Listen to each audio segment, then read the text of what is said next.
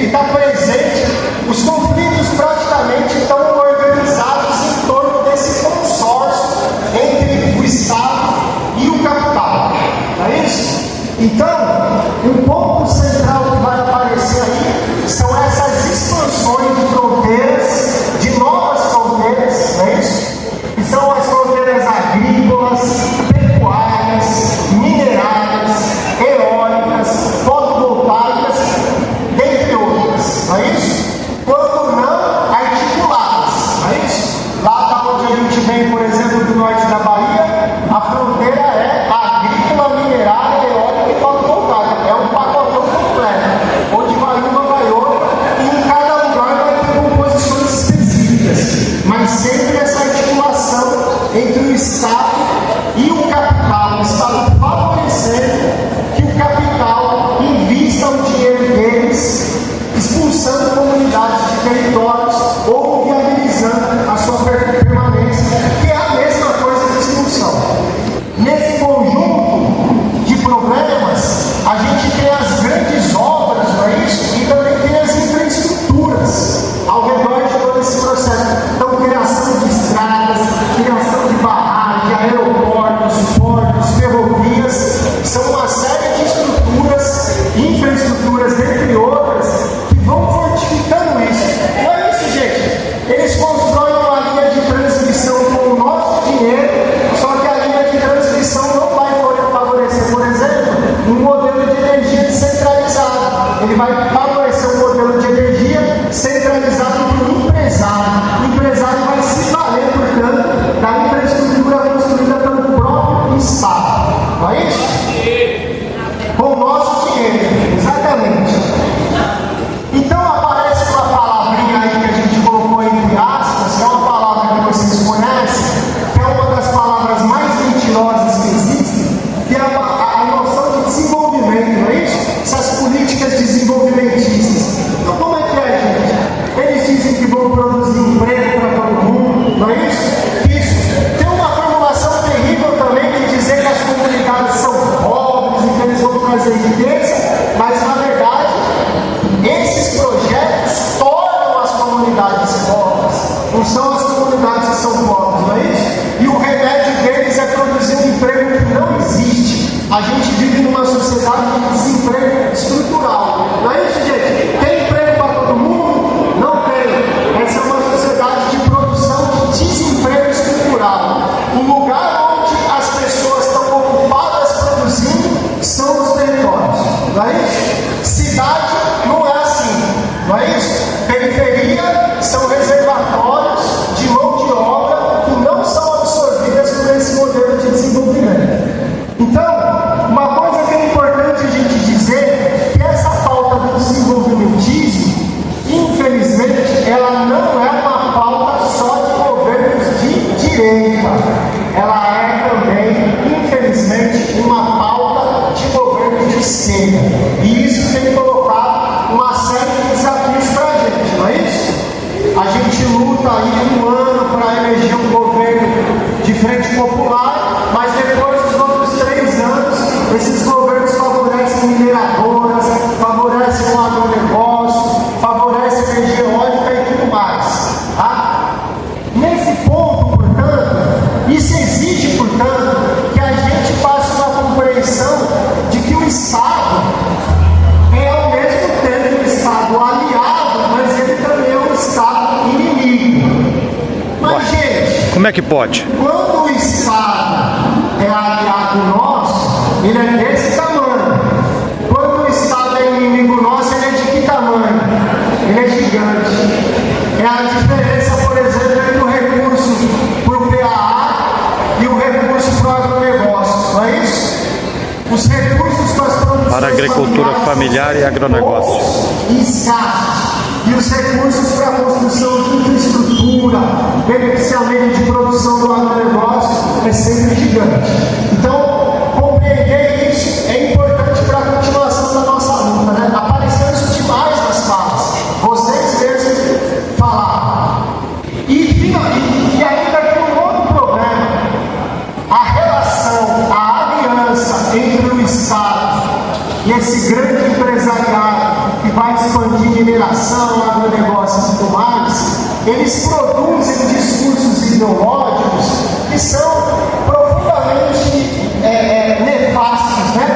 E eles são enganadores, eles confundem coisas, eles tomam termos do nosso campo de luta e levam para o campo de luta, e levam para a frente de destruição deles, provocando desengano, ilusão e sedução. Então, eu te colocar algumas palavrinhas aí que a gente já sabe que a gente tem que tomar muito cuidado, né? Transição energética, energias limpas e renováveis, sustentabilidade, né? Entre outras, são palavras que poderiam estar próximas às formas de vida das comunidades, mas se ele entra no site de qualquer empresa que produz soja, ela diz que ela é renovável, que ela é sustentável, não é isso? E tudo mais, eles têm um discurso ambiental do lado deles, e a gente sabe que isso é um problema gravíssimo.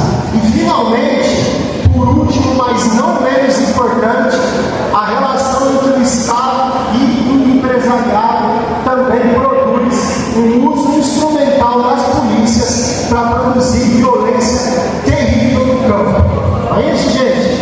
Polícia com roupa de polícia, mas muitas vezes também policial no contraturno, atuando como verdadeiros milicianos, como jagunços, pistoleiros, e essa é uma realidade que aparece em todas as tendas. Todas as tendas fizeram relatos de pessoas que tombaram na luta, e muito passa por esse consórcio violento entre o Estado e o capital. A gente chega para o segundo ponto, gente, que é divisão interna nas lutas. Mais um ponto que apareceu demais. Todas as lutas apareceu esse ponto. E aí vão aparecer as estratégias de sedução que estão diretamente ligadas ao discurso do desenvolvimento, não é? O pessoal chega na comunidade, chega na aldeia, diz que vai vir emprego, que vai vir estrada, que vai vir isso, que vai vir aquilo. Por que essas coisas precisam vir só para a chegada da empresa, né? Por que elas não vêm para favorecer o tipo de produção das comunidades? É uma pergunta que a gente tem que fazer para os governantes, né? Então, as estratégias de sedução, elas têm sido muito nefastas, e a palavra sedução é uma palavra muito forte, uma palavra importante, ela é explicativa. Vocês articulam essa palavra na hora de explicar o que é que está acontecendo nas comunidades. Bom, e junto com isso, essa estratégia destruidora de comunidades, que são as negociações individuais, negociações com pessoas que evitam o coletivo, evitam as deliberações públicas, coletivas, que poderiam dar outro destino para as comunidades, né? Nesse ponto aí, por exemplo, o debate que aparece em várias tendas também, que é o debate sobre a necessidade de consultas, né, gente? Infelizmente, isso não acontece, o Estado acomodando a chegada das empresas. Por isso que tantas comunidades têm que se articular para construir protocolos de consulta, né? Um outro ponto muito importante, gente, que ainda é central nesse eixo de divisão interna das comunidades, é o isolamento das lideranças associado às ameaças que elas sofrem. Não é isso? O processo de luta é muito doloroso, as lideranças ficam em situação de vulnerabilidade muito grave, né? E isso produz também conflitos internos, né? Então, isso desarticula relações comunitárias, isso desarticula parentesco, isso desarticula festas religiosas, espiritualidade.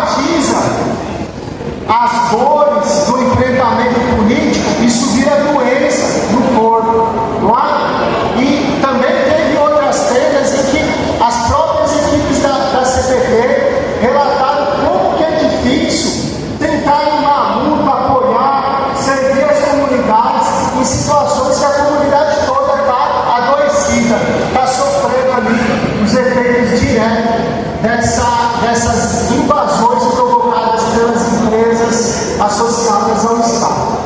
Com isso, a gente passa à centralidade do território. Tá? Gente, é o território que eles querem, não é isso? Eles estão atacando os territórios. E não é à toa que as lutas, as resistências têm sido feitas em nome do território. Tá? Tem uma coisa que apareceu também em várias vendas, que é o fato de que durante os ataques que as comunidades sofrem, esse ataque ele leva as próprias comunidades a se pensar como território. Tá? Nesse ponto, por exemplo, apareceu também em várias experiências o uso de cartografias, de mapeamentos agroecológicos. Isso é um instrumento muito importante, porque no momento que você faz isso com metodologia participativa, existe uma transmissão de saberes dos mais velhos para os mais novos, a compreensão de que um rio, uma guarda, um barreiro, um poço, uma serra, não é isso? São centrais para aquela comunidade, central para aquele território. Então é incrível como nas situações de luta mais terríveis, isso gera também um aprendizado de resistência. E esse aprendizado de resistência, ele está diretamente ligado, gente, à oposição da compreensão do capital sobre o território. Olha, eu só tenho 5 minutos, lascou, vou correr. A compreensão do capital sobre o que é o território. O território para eles é recurso, e território para as comunidades, para as aldeias, para a agricultura familiar é vida. Tem uma oposição muito importante aí entre terra para negócio e terra para vida. E finalmente, fechando esse eixo, acho que é um ponto central também que tem a ver com o adoecimento. Terra para as comunidades, segundo a fala de vocês, tem a ver com o próprio corpo das pessoas. Não tem separação entre o território e o corpo. Portanto, então, terra, corpo, saúde, alimentação e vida formam um contínuo de relações que é extremamente importante para as comunidades. Perder isso é a mesma coisa que ser expulso, é a mesma coisa que ser jogado no regime de alimentação que vai ser desfavorável e vai entrar em processos de adoecimento que são completamente destruidores. Né? Eu vou dar uma aceleradinha. Isso faz a gente chegar, está diretamente ligado ao ponto da ancestralidade, das espiritualidades. Né? Ancestralidade e espiritualidade está diretamente ligado aos territórios, à permanência dos territórios, não é isso? É importante ressaltar isso. A gente estava no tambor de Minas e tinha um cartaz bonito lá dizendo: tambor de Minas não é só um toque e não é só uma dança, ele é mais que isso, não é isso? Uma novena não é só uma novena, um ritual não é só um ritual, um toré. Compõe a própria vitalidade da comunidade, a energia da comunidade, não é isso? Destruir uma possibilidade de conexão espiritual é destruir o território e vice-versa. Essas coisas estão completamente articuladas, não é isso? Portanto, são processos de resistência e de reexistência. Apareceu isso também falado por vocês nas tendas. E essa frase também aparece aqui a colar: não há luta sem espiritualidade, nem espiritualidade sem luta. Portanto, gente, ancestralidade e espiritualidade, na fala de vocês, está diretamente ligado ao problema da identidade, que é tão importante, problema de transmissão de saberes, não é isso? De transmissão sobre a importância daquela terra, a importância de permanecer na terra, a importância de retomar a terra. Esse é o penúltimo ponto, que é o ponto sobre juventude e permanência na terra. Vocês veem como está ligado, né? Se desarticula lá a ancestralidade e espiritualidade, a gente cai nesse problema. Como é que a juventude vai ficar no território que está sendo destruído pelo capital? Tá? Então, novamente aparece aí o problema da sedução, tá? De empresas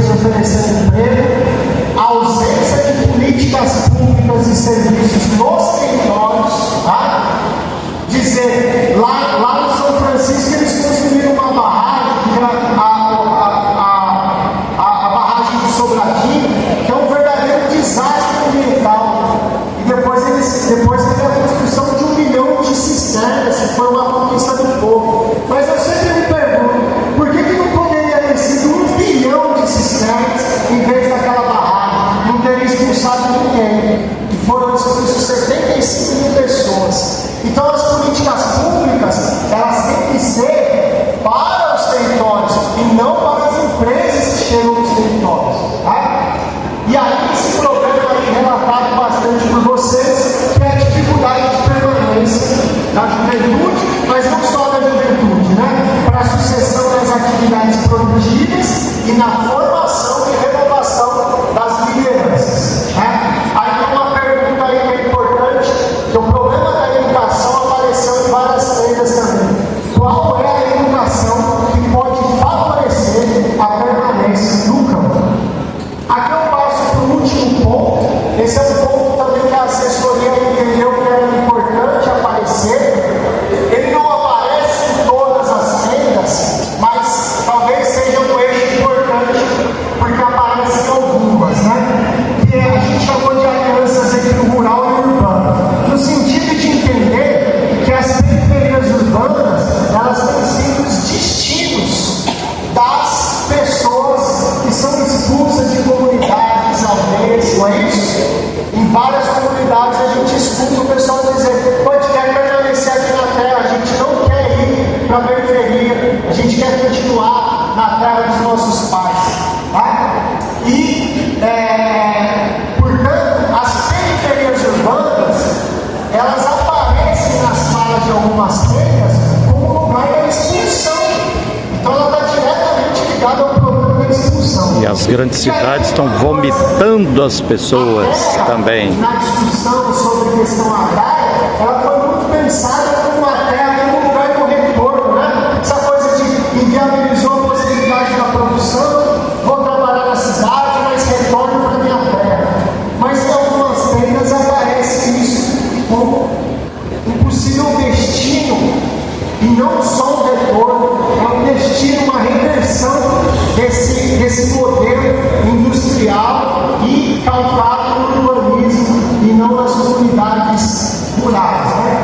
E aí a gente fecha essa síntese, né, essa provocação, com essa questão que é quais as alianças possíveis entre os expulsos da cidade e os ameaçados pelas expulsões no campo. Tá bem, pessoal? Falou, meu irmão! Parcial, espero que ajude a estimular aí, porque o mais importante mesmo vai ser agora para o povo. Obrigado, gente. Aê. Dia aqui no 5º Congresso da CBT.